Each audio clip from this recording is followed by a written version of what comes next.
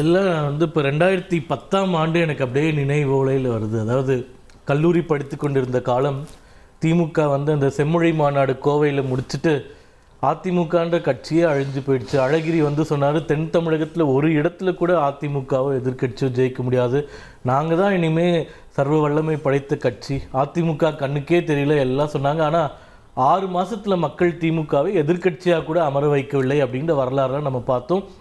அப்போ ஐயாவுடைய கம்யூனிஸ்ட் கட்சியெலாம் திமுகவுக்கு எதிர்கூட்டணியில் இருந்தாங்கன்றதும் வரலாற்று சான்று. இப்போ சொல்ல வேண்டிய விஷயங்கள் என்னென்னா, வரலாற்றிலே நடக்காத 2 விஷயங்கள் ஒன்று நடந்திருக்கு கடந்த ஒரு வாரத்தில்.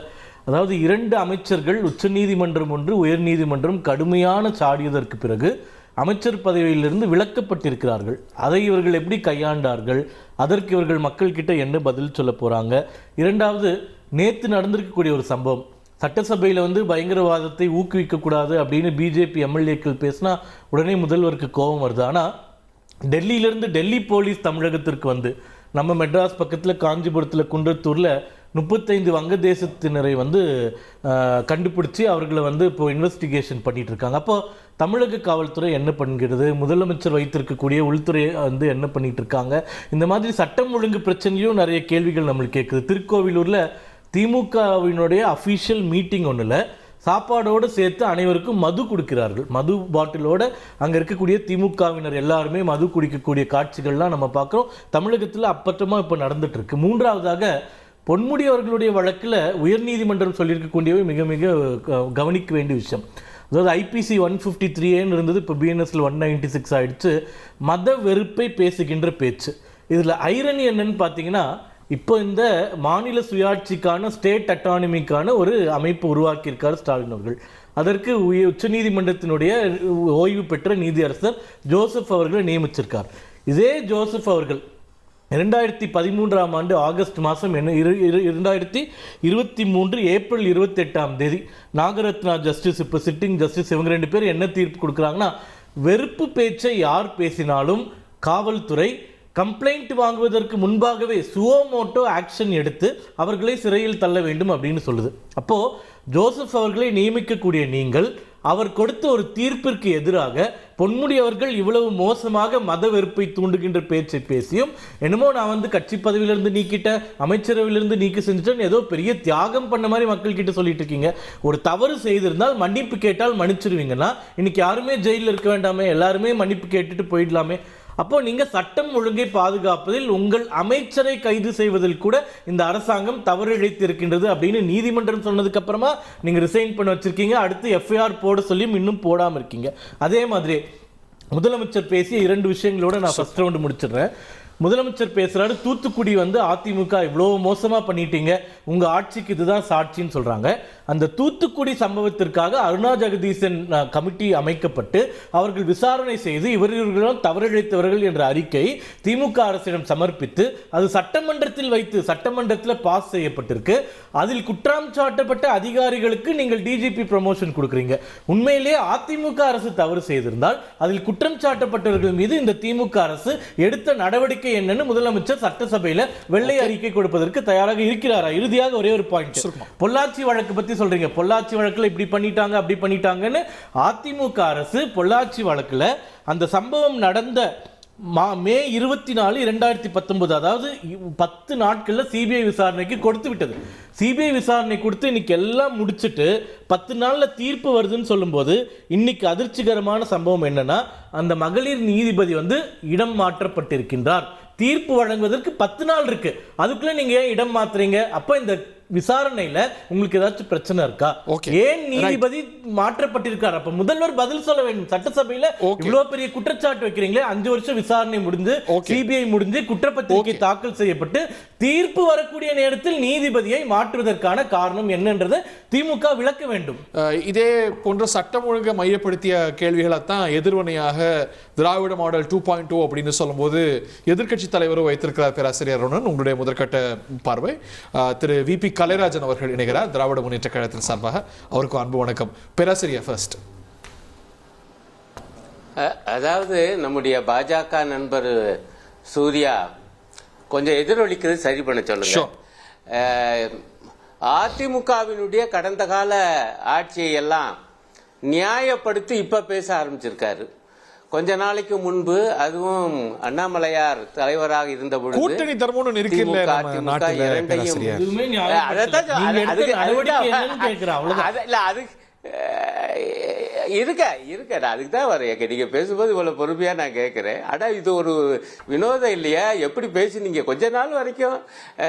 ரெண்டு பேருமே மோசம், ரெண்டு கட்சியுமே மோசம், திராவிடமே மோசம் என்று கூட்டணின்னு ஆரம்பிச்ச உடனே கூட்டணியில் இல்லாத போது இல்லங்கய்யா, இப்ப இல்ல அது வந்து பழைய காலம் இல்ல. இது வந்து சில மாதங்களுக்கு முன்பு அண்ணாமலையார் என்னென்ன பேசினாரு, ஏன் வந்து அண்ணாமலை மீது அவ்வளவு கோபதாபமா இருந்தாங்க என்பதெல்லாம் இப்ப கொஞ்சம் நடந்தது. நீங்க பழைய கதைக்கு போனா நான் எல்லாருடைய பழைய கதையும் பேசலாம். நான் சமீபத்த நிகழ்வை சொல்றேன். இப்ப பார்த்தா அதிமுக மேல அவ்வளவு பிரியத்தோட அவங்களுக்காக இவர் வந்து வாதாடுகிறார். அப்கோர்ஸ் கூட்டணி தர்மம் என்று ஹரி நீங்க சொல்வதை ஏற்றுக்கொள்கிறேன். ஆனா மக்களுக்கு சொல்லணும்ல ஒண்ணு. ரெண்டாவது, நீதிமன்ற கருத்துக்கள், தீர்ப்புகள் இதெல்லாம் வந்து சரியான முறையில் மதிக்கல திமுக அரசு என்று அவர் குறிப்பிட்டார். சில அமைச்சர்களை பத்தி நான் இப்போவாது அவங்க வெளியேற்றியிருக்காங்க அமைச்சர் அவர் பொன்முடியை. சரி, அதே போல செந்தில் பாலாஜி பற்றி உச்ச நீதிமன்றம் சொன்ன கருத்தின் அடிப்படையில் ஞாயிற்றுக்கிழமைக்குள்ள ஒரு முடிவு எடுங்கன்னாங்க. ஞாயிற்றுக்கிழமைக்குள்ள முடிவு எடுத்துட்டாங்க. ஆகவே நீதிமன்றத்தினுடைய தீர்ப்பை அவங்க மதிச்சிருக்கு இந்த திமுக அரசு என்பது ஒரு முக்கியமான பாயிண்ட். ஆனா இவங்களுடைய ஆளுநர் இருக்காரே, இந்த ஆளுநர் பற்றி உச்ச நீதிமன்றம் என்னவெல்லாம் சொல்லியிருக்கு.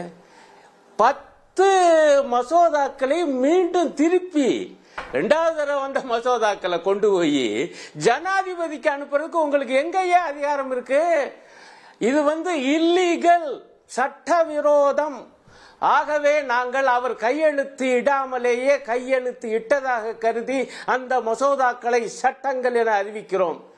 இப்படி ஒரு அசிங்கம் இதுவரைக்கும் வரலாற்றுல எந்த ஆளுநருக்கு நடந்தது இல்லைங்கய்யா. ஆனால் அப்பவும் இந்த ஆளுநர் RN ரவி அவர்கள் ராஜினாமா செய்ய மாட்டேங்கிறார். இவங்க வந்து எல்லாரும் மித்தவங்களுக்கெல்லாம் வந்து புத்தி சொல்றாரு அல்லது கண்டிக்கிறாரு, விமர்சிக்கிறாரு.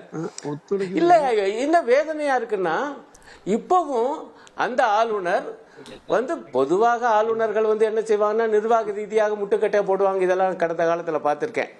இவர் கருத்தியல் ரீதியாக விவகாரம் பண்றாரு. இப்பொழுதும் கூட அவருடைய RN ரவின்னு அடிச்சோம்னா ராஜ்பவன் வருது. அதுல எடுப்புல ஏதோ பிரிண்ட் பண்ணி வச்சிருக்காரு என்றால் இந்த திராவிட சித்தாந்தம் என்பது காலாவதியானதுன்னு போட்டு வச்சிருக்காரு. இவர் ராஜினாமா பண்ணி பாஜக தலைவராகி அதே போல சொல்லட்டும். அந்த ஆங்கில ஏட்டுக்கு தந்த பேட்டி அவர் எடுத்து கையில வச்சுக்கிட்டு அவர் ஒவ்வொரு ஊருக்கா போய் பிரச்சாரம் பண்ணிட்டு நமக்கு ஆட்சேபனை இல்லை. ஆனா ஆளுநரா இருந்துகிட்டு ராஜ்பவனுடைய அதிகாரபூர்வ எக்ஸ் தளத்துல இப்படி ஒரு ஆட்சி மக்களால் தேர்ந்தெடுக்கப்பட்டிருக்கு. அதனுடைய சித்தாந்தம் சரியா தவறா என்று உங்களுக்கு கருத்து இருக்கலாம். ஆனா ஆளுநராக இருக்கிற வரைக்கும் நீங்க அதை மனசுக்குள்ளதான் வச்சுக்கணும். ராஜினாமா போயிட்டு வேணா வெளியில வந்து பேசலாம்.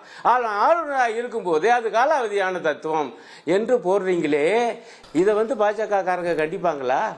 எங்கெங்க என்னங்க மரியாதை தர்றாரு இந்த அரசியல் சாசனத்துக்கும் சாதாரண பாஜக காரங்க ஆளுநர் பத்தி பேசவே இல்லை. கவனிச்சியடா பேராசிரியர் சூர்யாவோட பேச மாட்டேன் இந்த வாரத்துல. பரவாயில்ல, அந்த முன்பெல்லாம்